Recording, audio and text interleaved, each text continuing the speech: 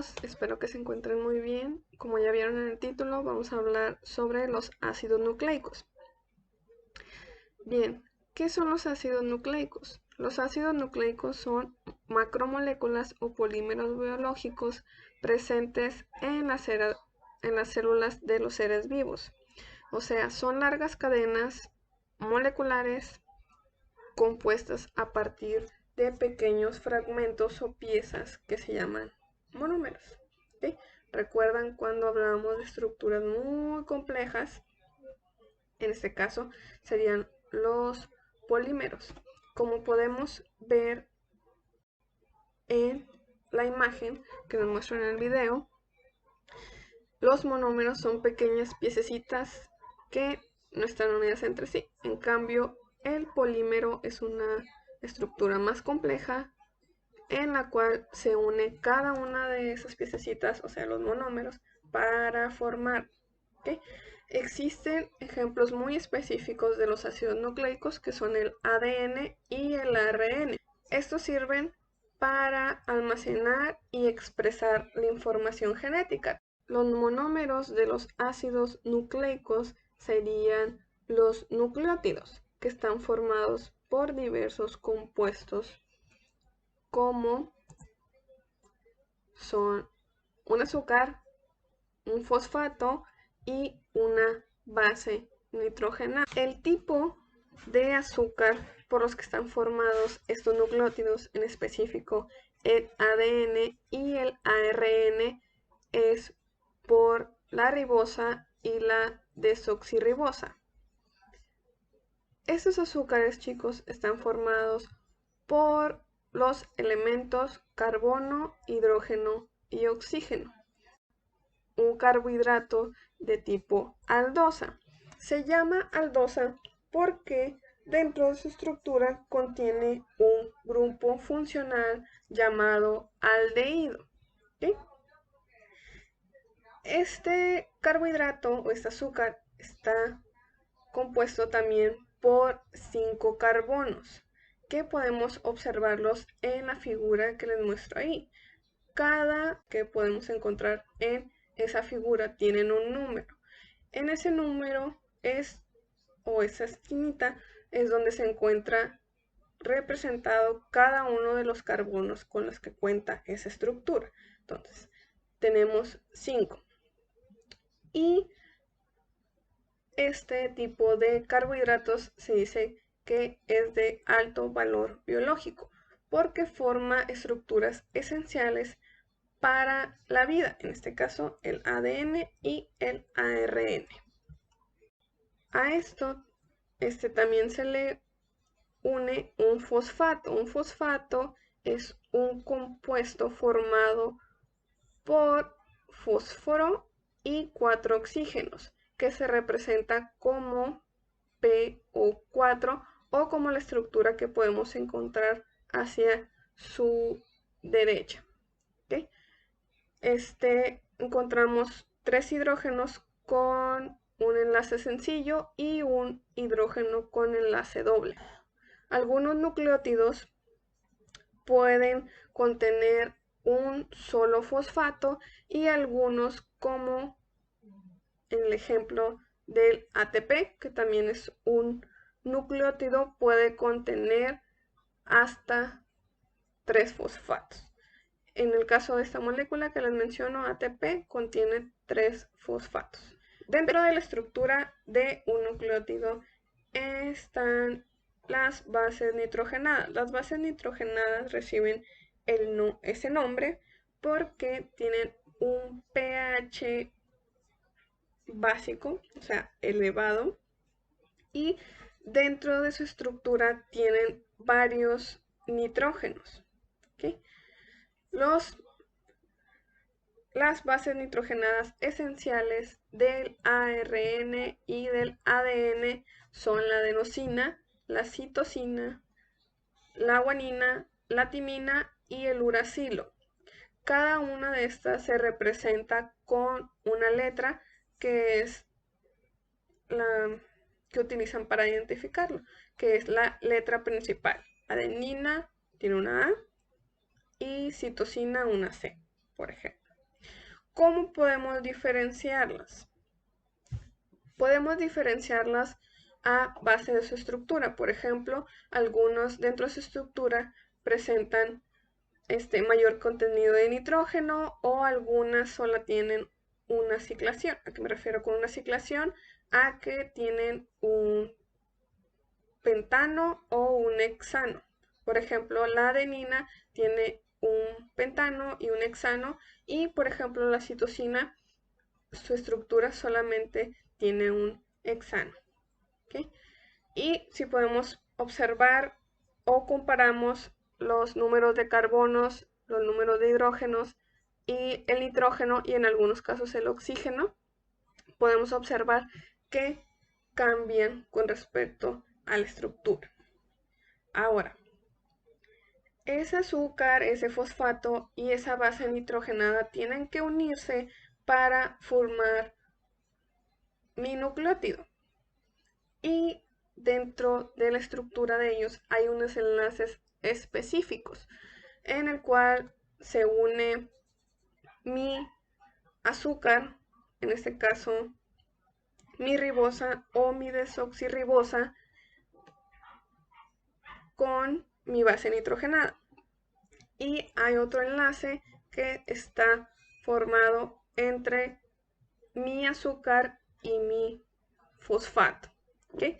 El enlace formado entre mi azúcar y mi base nitrogenada se llama enlace glucosídico. ¿Cómo sucede ese enlace glucosídico? Dentro de la estructura de la azúcar están unos compuestos o grupos hidroxilo. Esos hidroxilos son o se representan como un OH. Ese OH va a tener mucha afinidad o mucha reactividad para unirse con un compuesto aminado de mi base nitrogenada. ¿A qué me refiero con un compuesto aminado? A un compuesto que dentro de su estructura tenga un nitrógeno. Entonces, el enlace que sucede entre el azúcar y la base nitrogenada es enlace glucosilo, formado por grupo hidroxilo y un compuesto aminado. ¿Okay? Para formarse ese enlace necesitan liberar una molécula de agua. ¿De dónde liberan esa molécula de agua? Se libera esa agua, necesitan unirse, y de los hidrógenos y los oxígenos que tengan ambas moléculas van a liberar esa agua. ¿Okay? En el caso de el fosfato y el azúcar ocurre otro tipo de enlace, que es el enlace fosfodiéster. Este enlace ocurre entre el grupo hidroxilo, que ya les había mencionado, que se representa como un OH, y un grupo fosfato, que es esa estructura con una P y 4, que significa esa P, que significa fósforo, y los 4 oxígenos. Entonces, esas estructuras en otro hidroxilo, no crean que en el mismo en el que ocurrió el enlace glucosídico, van a formar este enlace, el enlace fosfodiéster, o también lo podemos llamar enlace éster. Se llama éster porque al eliminar agua se queda una molécula de oxígeno. En esta imagen podemos ver cómo está formado un nucleótido. ¿Okay? Ese nucleótido tiene una base nitrogenada que está del lado derecho en la imagen. En medio, en la parte central de la figura, encontramos la estructura de el carbohidrato o azúcar, y del lado izquierdo encontramos la estructura del fosfato. ¿Okay? El fosfato, recordemos, puede estar 1 o 2 o 3, dependiendo del tipo de nucleótido del que estemos hablando. El oxígeno que encontramos del lado del fosfato, que tiene una línea hacia el carbohidrato o el azúcar, es o representa el enlace fosfodiéster. Recuerden que les mencioné que quedaba representada como un oxígeno, y en el lado izquierdo podemos observar que a partir de el carbohidrato parte una línea hacia arriba donde se une este carbohidrato con la base nitrogenada. ¿Okay? Ese representaría, el enlace glucosídico. Mencionábamos a los principales ácidos nucleicos, que son el ADN y el ARN, pero ¿cuáles serían sus diferencias? Una de las grandes diferencias entre el ADN y el ARN es el tipo de azúcar que se encuentra en su estructura. ¿Okay? Podemos observar en la imagen que tenemos dos pentosas. Recuerden que las pentosas las podemos identificar porque tienen 5 carbonos. Cada una de las esquinitas de las estructuras que observan en la imagen es un carbono. ¿Okay? Y los contamos de derecha a izquierda. ¿Okay? En el número 2, o podemos decir en el carbono número 2, tenemos un grupo hidroxilo o un compuesto hidroxilo, y que menciona que es del ADN tenemos solamente un hidrógeno. ¿Okay?